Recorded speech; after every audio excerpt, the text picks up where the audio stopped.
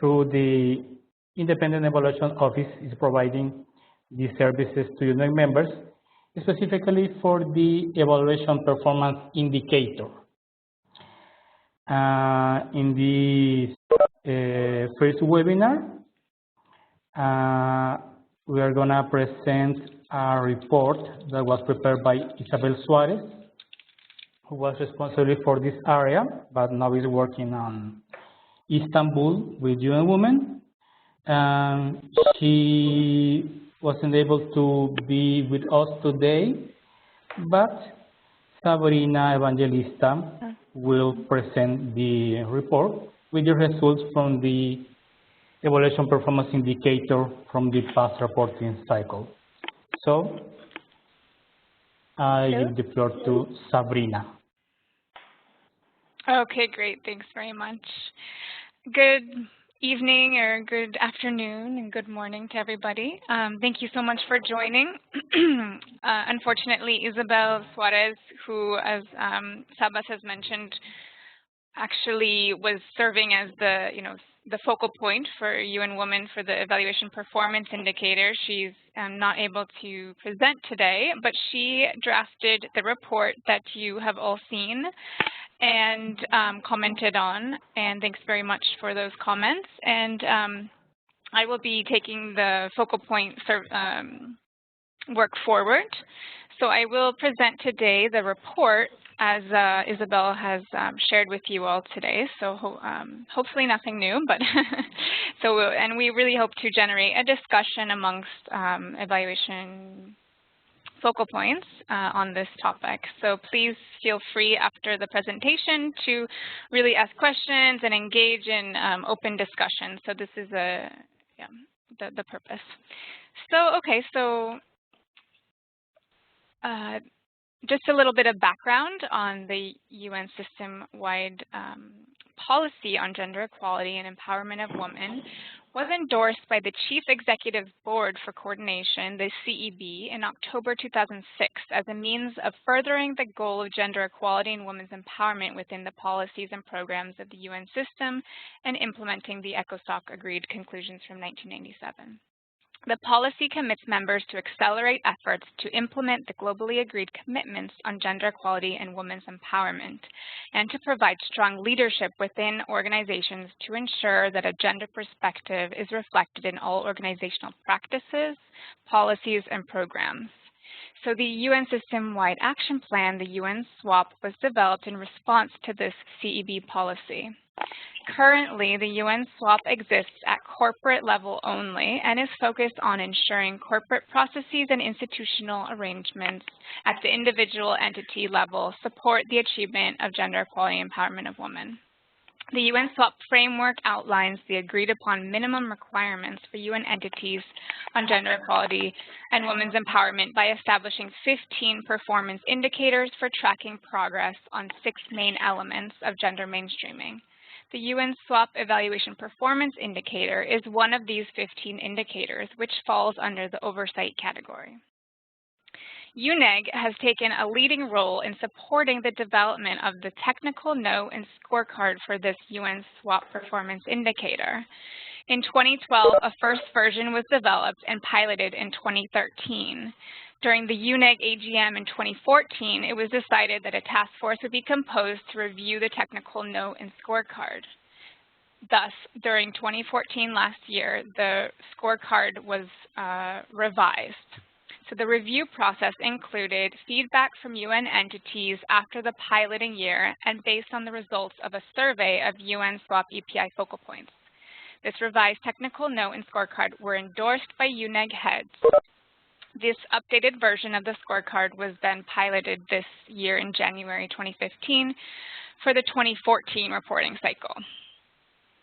The General Assembly has repeatedly recognized the efforts of UNEG in supporting the UN SWAP Evaluation Performance Indicator, and just this June, a resolution encouraged and stressed the need to leverage existing interagency networks such as UNEG to take increased responsibility for the implementation of the gender mainstreaming mandate by supporting the relevant performance indicators.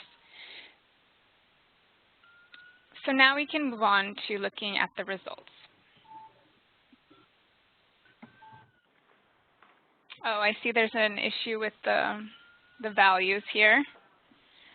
Well, I'll read them out to you. So as you can see, 37% of entities are either meeting or exceeding requirements. So the 22 entities plus the 1 entity that is exceeding requirements. And 31% are approaching requirements and 6% are missing requirements. So that's 19 entities are approaching and 4 entities are missing requirements. The gray is the not applicable category. Thus, UNEG members can really be proud about the progress that has been made in integrating gender equality in our evaluation practices. But clearly, there is still room for improvement.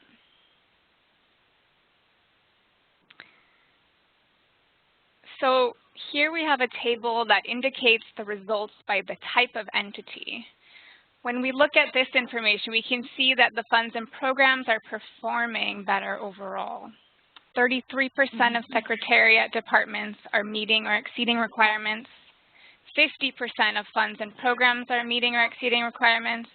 33% of entities with a technical focus are meeting or exceeding requirements. And 40% of specialized entities are meeting or exceeding requirements. And no training institute is meeting or exceeding requirements.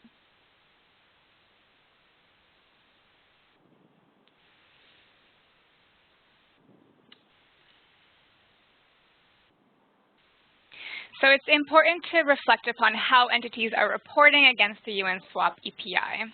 The technical note and scorecard provide a means for establishing guidance and a minimum set of criteria against which the scoring should be assessed. As noted previously, the UNEG scorecard and technical note were endorsed by UNEG heads. It enables entities to have a more rigorous assessment of the evaluation performance indicator and enables us to look across entities. This year, I'm happy to report that the majority of entities used the scorecard and technical note for reporting against the EPI.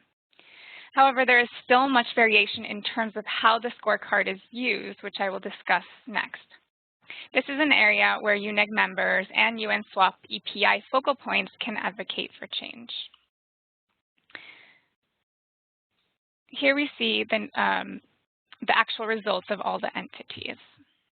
So in an effort to be transparent about reporting results, the 2014 reporting cycle report provides all the details on the UN SWOP rating, the number of evaluations that were included in the assessment, and the scoring obtained for all entities.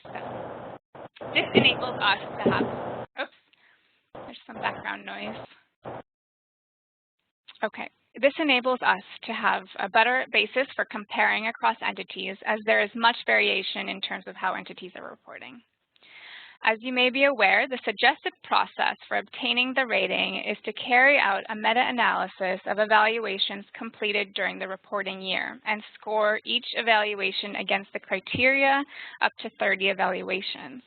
The aggregate score is an average of all the individual scores, and this is matched to the appropriate rating. It is also recommended that where possible, the scorecard be integrated into existing meta-evaluation processes and be undertaken by an external assessor. As noted, the scoring is done in various ways. Some entities are using the UNEG endorsed technical note and related scorecard and are conducting an external assessment, while some are using the UNEG technical note and scorecard and undertaking an internal assessment. Others did not use the UNEG endorsed technical note and scorecard and undertook a different type of assessment. And some did not use the UNEG endorsed technical note at all and based their report on self-perception of performance. So we recognize that there are many challenges to the reporting process.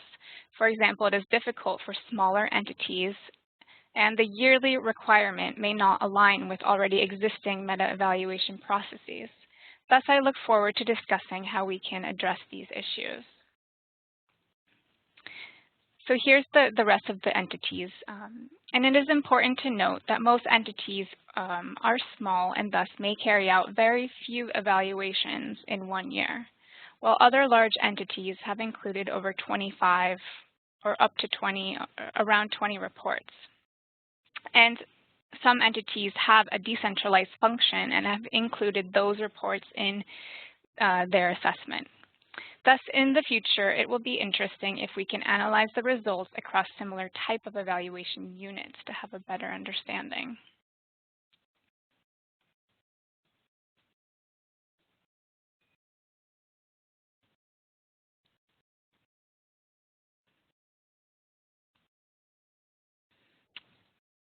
So in the report, there are some conclusions about the reporting practices. As I noted, there's been improved reporting across entities. However, there are some challenges for the broad use of the scorecard and those that are conducting internal versus external assessments.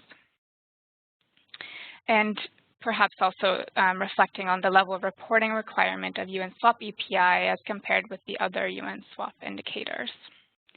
So these are things that we can discuss. The report also identifies some challenges, good practices, and remedial actions. Integration of gender equality and empowerment of women considerations in newly adopted evaluation policies has been one of the great practices adopted by evaluation units. And hopefully some of those units can share their experience today. We've also seen the integration of the UNEG human rights and gender equality guidance in the evaluation process. And there have been many efforts by entities to have capacity development of staff on gender equality and empowerment of women responsive evaluation.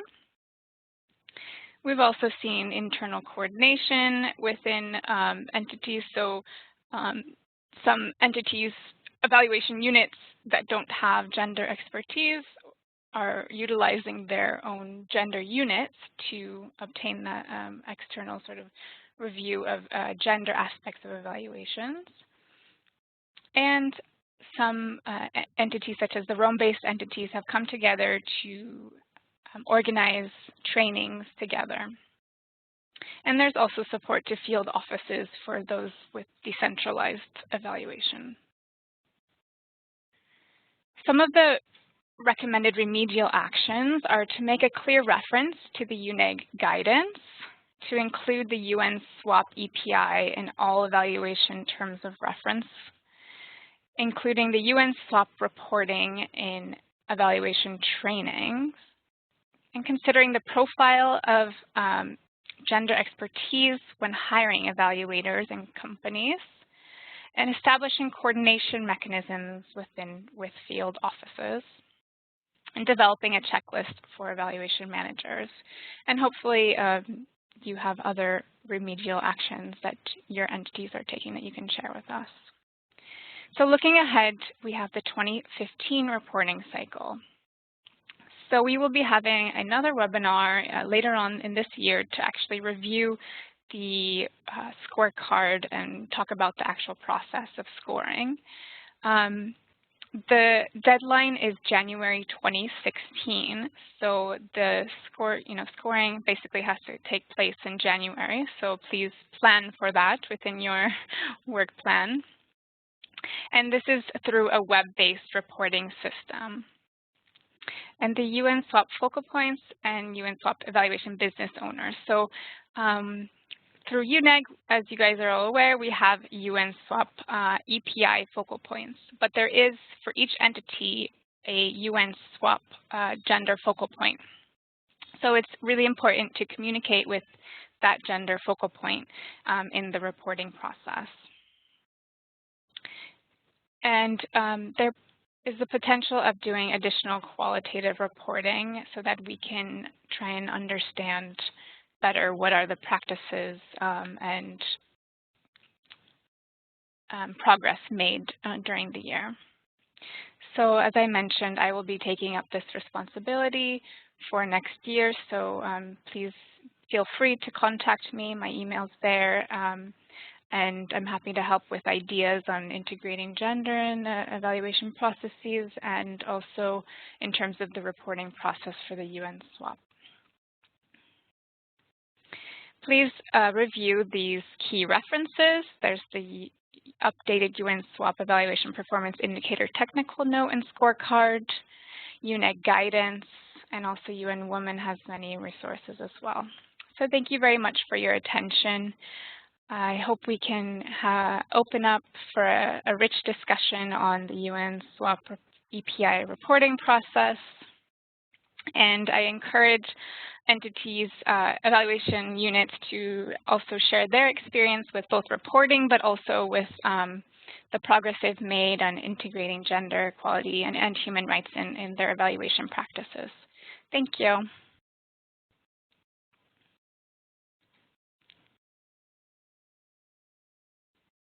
Thank you very much, Sabrina.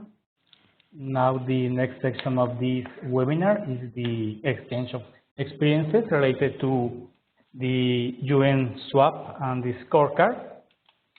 So I understand that some of the colleagues that are attending this webinar are ready to share their experiences, and Sabrina will read this part of the webinar. Okay. The floor is yours, Sabrina. Perhaps, Jen, is it possible to unmute everybody? Actually, when people have a question, if you have a question, you can raise your hand and then you can actually unmute yourself. If you see the mic, the mute mic beside your name, you just click it and you already unmute yourself. Okay, so yes, please, if you have a comment at the bottom of where it says participants, you'll see raise hand, and there you can click that and participate.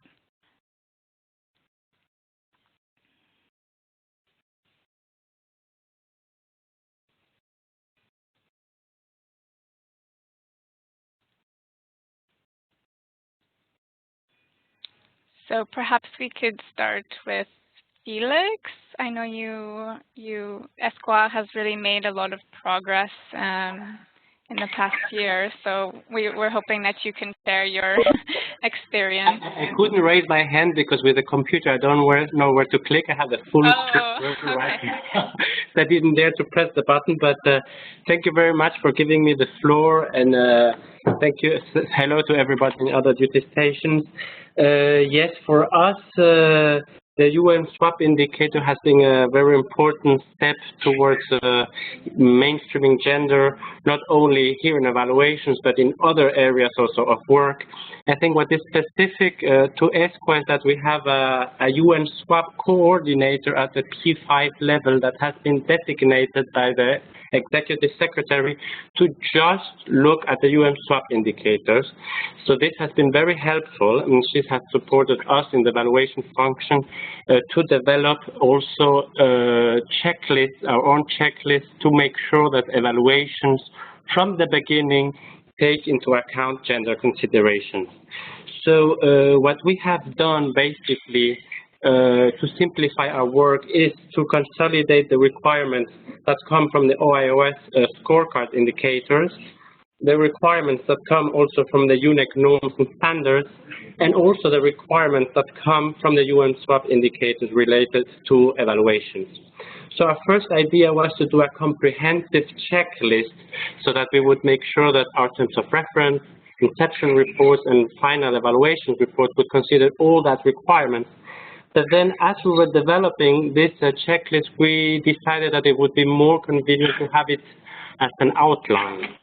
So basically, when we start an evaluation, it's already attached to the terms of reference of every evaluation, and we have a conversation with the evaluators saying that this outline has to be followed for each of the outputs of the evaluation, be it the inception report or the final evaluation report. This outline has been very helpful to us because so we don't have to be using many different checklists, what was really complicated in the past. In addition, we also have now developed an evaluation roster for candidates because this was a problem that we didn't have enough evaluators that had also evaluation experience and at the same time also gender experience. For our region, it has been a little challenging to find enough evaluators that also have this gender perspective. So what we have decided is, if we didn't find an evaluator for specific areas, sometimes ESCWA works on topics like energy statistics, for example, so it was really difficult. So what we did was to give capacity to this evaluator through this evaluation UN SWAP coordinator. So the first meeting with the evaluator would consist in a meeting to explain the evaluation as such, and also the UN SWAP coordinator would join the meeting and explain how important it is to integrate gender from the beginning of the evaluation. And she would give some supporting documents that are produced by UNEG and also by UN Women. And there would be also a back and forth between this UN SWAP coordinator and the evaluator in order to support him in case he encounters challenges throughout the evaluation process to integrate gender. Based on this outline, the evaluation managers here at ESCWA, what we do is to double check if really the outputs and the products really meet the requirements, in this case of UN SWAP. And we always say that we first have a draft inception report and a draft final evaluation report, and then the conversation starts. And we see that there's still a gap there, or we're still missing some of the requirements, we go back to the evaluator and open a conversation and see like, oh, you started very well maybe in this section integrating gender, but it's very unfortunate because maybe in the findings and the conclusions you haven't integrated them. I think the basic shift that has happened this last year was that it's not only about adding a paragraph in the inception report, in the final evaluation report, that the gender lens was applied to the evaluation, but the data collection and the analysis throughout integrate gender.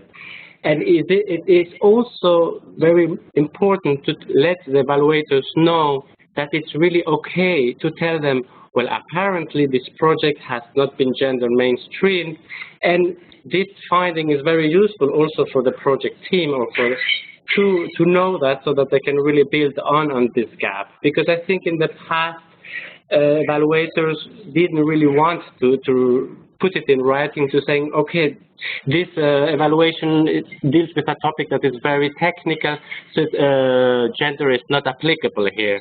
So we've broke this element, and now we're saying gender is applicable throughout all the areas of development, no matter how technical. And this, I think, has been also one of the major breakthroughs. I give the floor back to you. I think I have talked a lot already. Thank you so much, Felix. I think ESCWA's experience is, fantastic. You've made so much progress, and it's really important that we learn from your experience. And so, thank you very much for sharing this. Would anybody else like to take the floor at this time? Hello, Sabrina. Can you hear me? Yes. Who is this? Sorry. Okay, I'm Lavinia Monforte from the FAO Office of Evaluation. Apologies,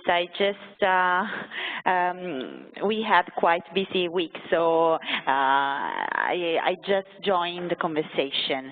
And okay, so as you mentioned, we are one of the organizations that has in place an internal stock taking. This is how we call it, an OED gender stock taking exercise. And basically, it's different from the UN SWAP reports, but the indicators are quite similar. Actually, we have 3 indicators, and while UN SWAP has 4, but the content is quite similar.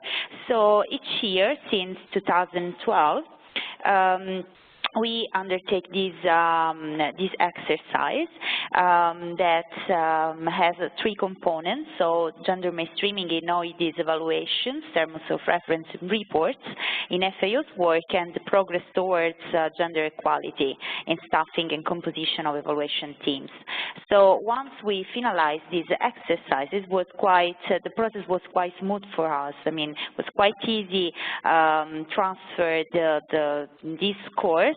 We used a 6-point scale to the UN SWOP indicators, considering that the first and the second one actually correspond to our first indicator, and translate the 6-point scale in a 3-point one, and then follow the scorecard. So, I mean, this is our experience, and we find this exercise quite useful because we identified strengths and weaknesses, strengths, because we realize our mainstreaming gender equality in the terms of reference and in the reports, the quality improved because we have in place this peer review mechanism, and a quite big gender team inside OED. But on the other side, we also identified weaknesses, in particular the weakest element in the process of gender equality mainstreaming appeared to be the lack of systematic formulation of gender-related recommendations when this would be required according to the evaluation findings. So after we identified with this element, we start a discussion inside the gender team, and so we started, actually this process is still ongoing, to review our internal guidelines for quality assurance of gender mainstreaming in FAO's evaluation. So this is just a few information, but please ask if you want to know more on that. Great, that's really helpful, and thanks for sharing FAO's experience. Yeah, you're welcome. Maybe we can allow for other people to share, and then we can have at the end sort of some questions and reflections. Okay, great. Okay, I see Jennifer Park has hand up.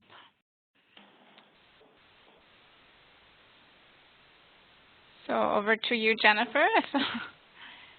Are you able to unmute your mic?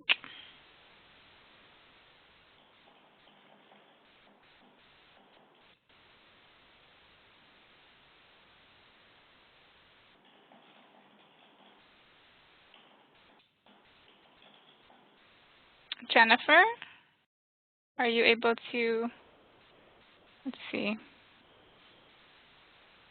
Okay, I think we're having some difficulty.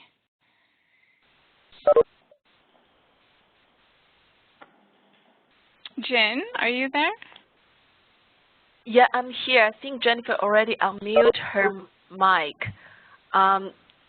It's probably Jennifer. Can you? No. Can you chat? Can you type in the chat column? Let us know what's the problem from your side, because we can't hear you.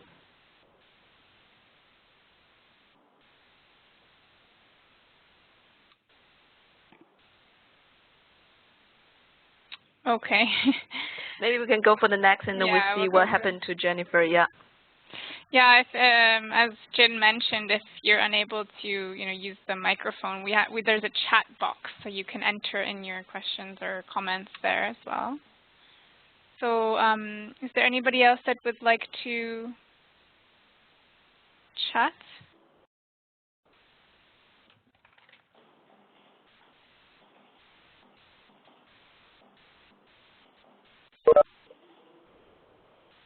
Okay. Well, great. Thank you so much to both Lavinia and to Felix for sharing those experiences. Just to reflect upon their experience, it sounds like they really have a support from high levels to really take this on board seriously. And they've dedicated their own staff time to really reviewing these aspects in the reports. And the peer review mechanism is quite interesting that FAO is undertaking. Be interested to learn more about that. Yeah. Oh, go ahead. Oh, no, okay. A few years ago, I was not with OEG, so I'm telling a story that I didn't see with my eyes, but I mean, this what happened, that the evaluation office realized that gender was not enough mainstreamed, or the quality of gender mainstreaming was quite low in the terms of reference and reports. So they undertook a peer review mechanism, meaning that the gender focal point held by a gender team that during this during the last years was became more bigger and bigger.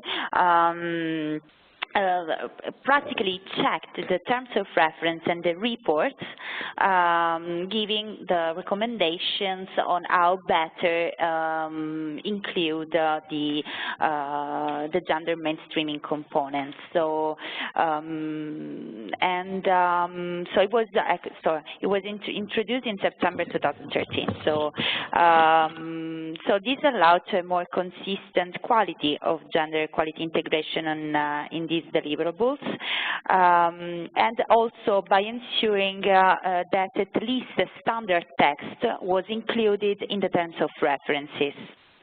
So this was the first, the ground of this internal peer review mechanism. So then, of course, the gender team helped in improving the gender balance of teams among the team leaders of the evaluation that was called also to participate to this peer review mechanism. So at first was just inside the office, but then we opened it also to the team leaders with gender expertise in the major evaluation ongoing in that moment. Then also something that helped in improving the quality of gender mainstreaming in the terms of reference and in the reports was the establishment of the project evaluation teams that ensures the draft deliverables of project evaluation are systematically revised by a member of an OED gender team. In fact, the quality of the project evaluation or the programmatic evaluation carried out by the project team was quite higher if you compare it with the other evaluations. So actually, we would like to establish. So it was not actually a proper peer review mechanism in the sense that was quite a unilateral process. So was the gender focal point and the gender team providing comments on the terms of reference and on the reports, on the content and in the integration of standard text and indicators. So now we are trying to actually go beyond this mechanism. So we are in the process of revising the guidelines, and we are thinking of some new ways for involving more our evaluation manager in the discussion, so make them own the process and the gender mainstreaming component. So we just started, so I cannot give you more information on that. So, but I mean, we will share them as soon as possible. Yeah, that would be great. And also to let everybody know, the UNEG Working Group on Gender Equality and Human Rights, we will be starting a series of briefs that will outline the practices of entities. So it will be just a one-pager, and it will have very, short, quick points on what different evaluation units have done and to move forward in this area. And hopefully it will So your entity could be the focus of one of these, and we welcome you to volunteer to do that as well if you'd like to. So to write a brief about our experience, the methodologies that we have used so far, this would be the content. Okay. Exactly. So, but we can talk about that, at another time as well. So we'll be sending out the first one, which is focusing on SQA, and so maybe the second one can be on SAO. Okay. Okay.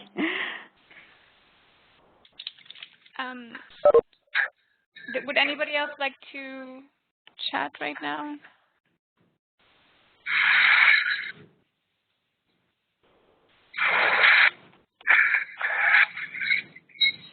Okay, so one of the challenges that we have, of course, on the other side of the UNSWAP EPI reporting process is exactly the reporting process. So some entities, have challenges with the timing. So right now the timing is a yearly basis, and this is, mandated by the current UNSWAP framework. So we have to comply with this. But there are ways that perhaps we could find to enable entities that have their own reporting requirements to still report on a yearly basis and not to sort of be reprimanded for not reporting. So one of the ideas was to allow entities to use the same score for the second year. If for example, they're doing their meta-evaluations on a biannual basis instead of on an annual basis, that they could use that same score and, of course, also report remedial actions. So I just wanted to bring that up as, this suggestion has come up, and I wanted to hear if there were any reactions from you in terms of your experience with the reporting process, and if you have any suggestions on how we can sort of meet the needs of all of the evaluation units. Another suggestion, just to bring in two suggestions at once, is to do a peer review process. So actually the UNEG working group will put forward some guidance on this. And the idea is that for those entities that, have only a few evaluations a year, this is a way to ensure the rigorous, that their assessment is rigorous. So, of course, this is also open to larger entities as well, and it essentially, most entities right now are not able to conduct an external assessment. So by signing up for a peer review, you would be connected with another evaluation unit, and they would review a sample of your evaluation reports against the UNSWAP criteria and provide their own assessment. So this is a way that we can also strengthen the rigor of the UNSWAP reporting. So I just wanted to put that out there and see if anybody has comments, suggestions, or other ideas on moving forward with the reporting process.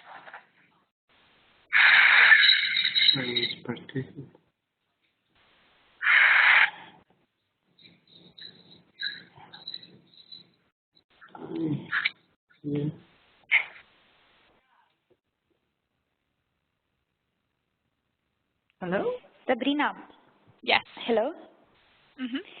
Maybe just a question on the first suggestion.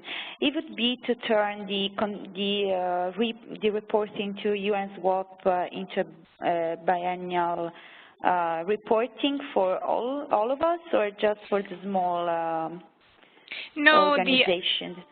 No, I mean, the idea, we still have to report on an annual basis. It's just that what we could do is for those entities that already have their, meta-evaluation processes in place, that they're looking, for example, I think UNICEF is one of those, that has their meta-evaluation process that's looking at the quality of all evaluations, you know, conducted by UNICEF. They look at the 2 previous years. So they wouldn't have looked at 2014, right? So they would have to do their own internal assessment. So there's a bit of a lag time there. So it's just a way to see how we can, you know, what we can do is basically, you know, put an asterisk and explain, you know, that there's this lag time, or for those entities that, you know, that don't have the assessment for that reporting year, then we can perhaps allow them to use the same score for that year. So it's basically to try and find ways of, you know, we know that it can be quite burdensome to do it on a yearly basis, and perhaps also for smaller entities this can be something that we can explore. Yes, maybe if I can come in, I think also for the smaller UN Secretariat entities, we already have the OIOS scorecard that is done on a biannual basis. So basically, if one entity within the UN Secretariat doesn't have really the capacity to do the meta-evaluation for the UN swap indicator, a suggestion could be, as they anyways have to do it for OIOS on a biannual basis, at least when they're doing the meta-evaluation for the OIOS scorecard, they could at the same time as they're reviewing the reports, because one of the indicators of the scorecard is also the quality of the reports. They could do at the same time the meta-review for the UN swap indicator. That in case you face, you as a coordinator, some challenges with some entities within the UN Secretariat that don't have the capacity to really report on the UN swap indicator. Yeah, thank you, Sabas, for this suggestion. I think right now, currently, the OIOS scorecard was not aligned with the UN swap, but I think in the next reporting round, they are going to be aligning with the UN swap criteria. But it's a good suggestion to follow up with OIOS to ensure that that's there, so that it would sort of provide Yes, I think like if you would be able to coordinate with OIOS, at least for the UN Secretariat, it would be very useful, and as well also the timing when we receive it, because sometimes it's not the same time slot, and you do the UN swap indicator, normally they arrive in January, if I'm not mistaken, and then for the OIOS, 2 months later down the road, you again have to do everything. So I think like for smaller entities, it's good to say, okay, maybe we always know it's going to be one specific month of the year, so we can already plan ahead in our evaluation plan to know, okay, on this month we have to put some staff time in order to do the UN swap indicator. That was very good for us, especially with small entities that don't have that much capacity. Yeah, okay, so this is something we can explore. And I mean, you know, the reporting requirement is not going to go away, so that's not something we can change. But we can try and find ways of supporting entities in this. So the January period is always going to remain, because essentially the report from UN Women to the General, or so the Secretary General's report has to go to ECOSOC, right? So they have to have that finalized by March. So that's the reporting requirement, and that's why we have to have it done by January, end of January.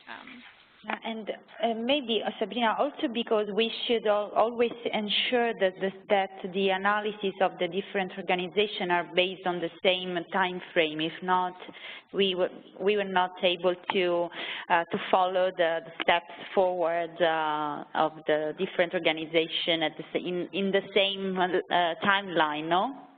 Yes, I mean, this is the ideal situation, that everyone is looking at the same time period.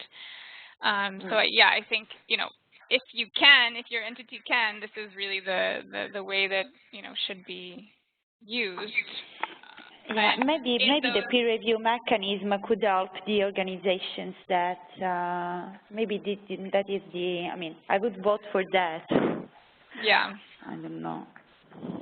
Yeah, I agree. I think the peer review is really the best way for ensuring that the smaller entities have both support, but also the larger entities have an external sort of review of their reports. So I think definitely we need to push forward for that option. And in the meantime, we can try and look into other ways that potentially won't be applicable for the next year, but maybe in another revision in the future to the technical note and how we are reporting. So right now, I mean, we have to abide by what's been endorsed, right, by the UNEG heads, which is contained in the UNEG technical note and scorecard. So so what I'm putting forward is really just ideas on how we can, you know, think about the process for the future.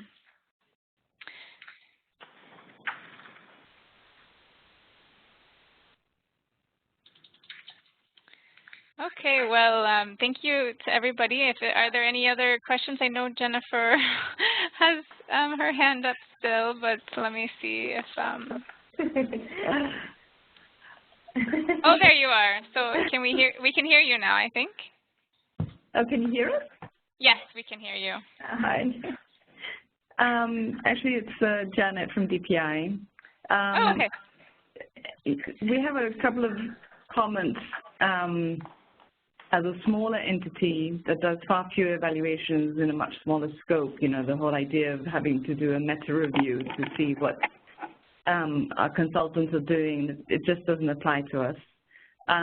So we would, and I think that you can see that when you look at the chart that you produced, there are a few outliers that are reviewing a lot of reports, but many entities are reviewing like a very small number, 3 or less.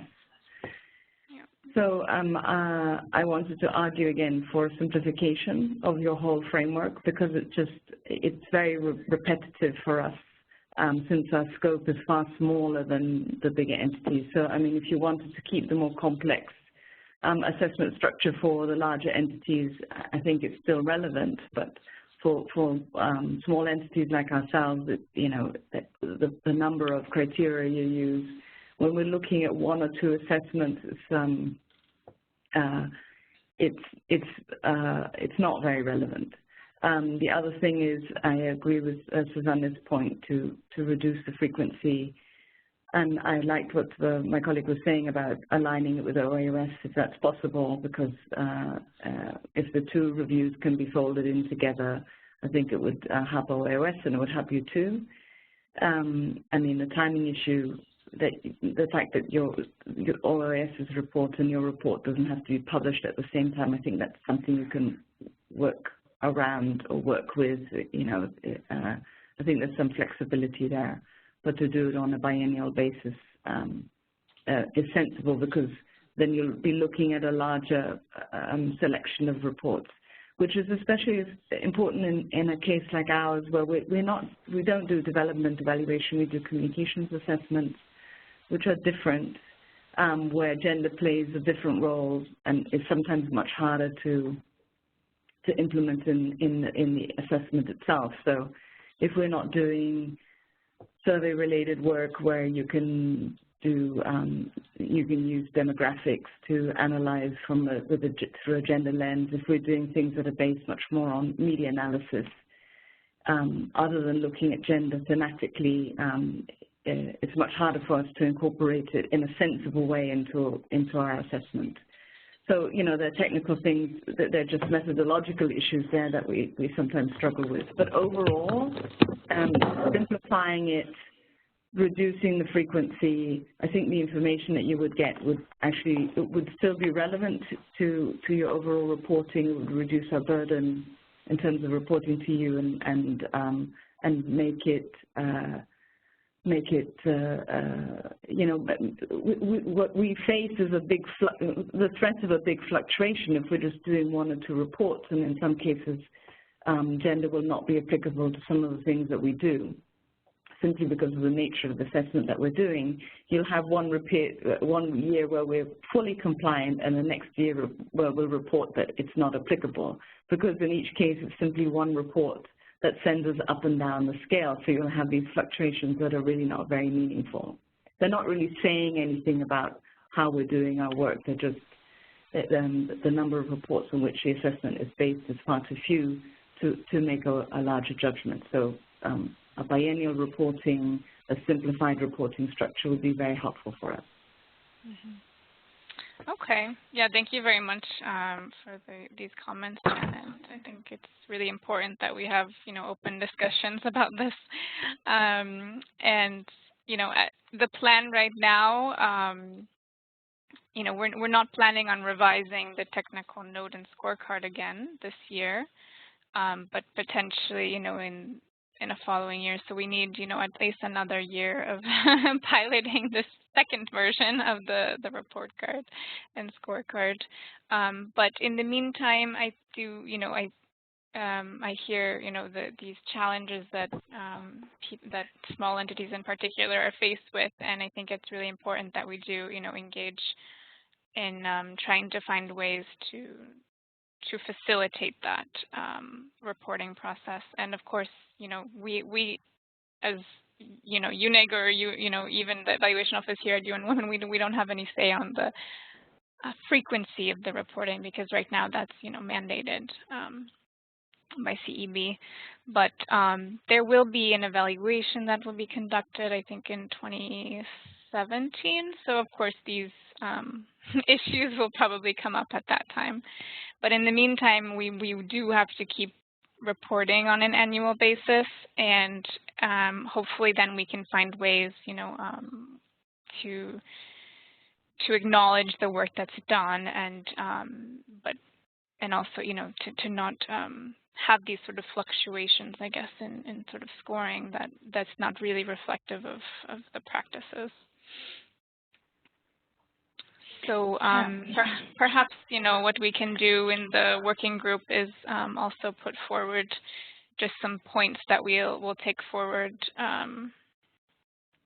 for the next reporting cycle, and also in the analysis of the results, because as you mentioned, it's very difficult to really compare across entities because each, is so different, and they're also, doing the reporting in such different ways, and with, very few as compared with very many reports. So these are important considerations for the next reporting cycle.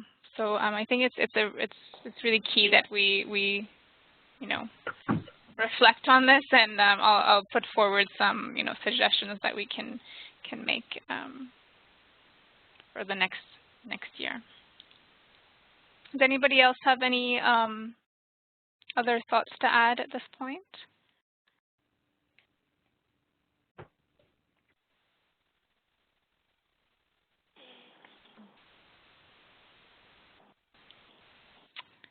Okay, well, I would like to really thank everybody for your dedication and your time, and to really being the champions of your office and integrating gender equality and women's empowerment in evaluation processes.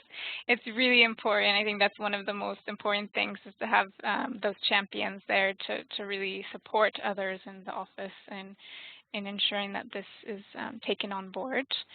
And I encourage, we have the focal point network basically now, and we also have the UNEG working group. So I encourage you to, participate as much as possible in those groups to share experience, and so that we can move forward. This is meant to be a learning process, so we all need to see what the best way for supporting each other is.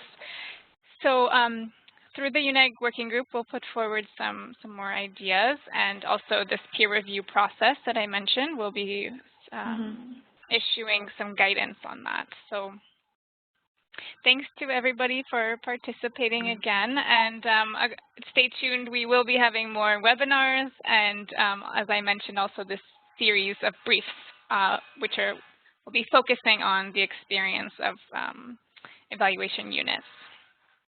Okay. Thank you. Have a great day. Thank you. Thank you. You too. Thank you. Bye. Bye.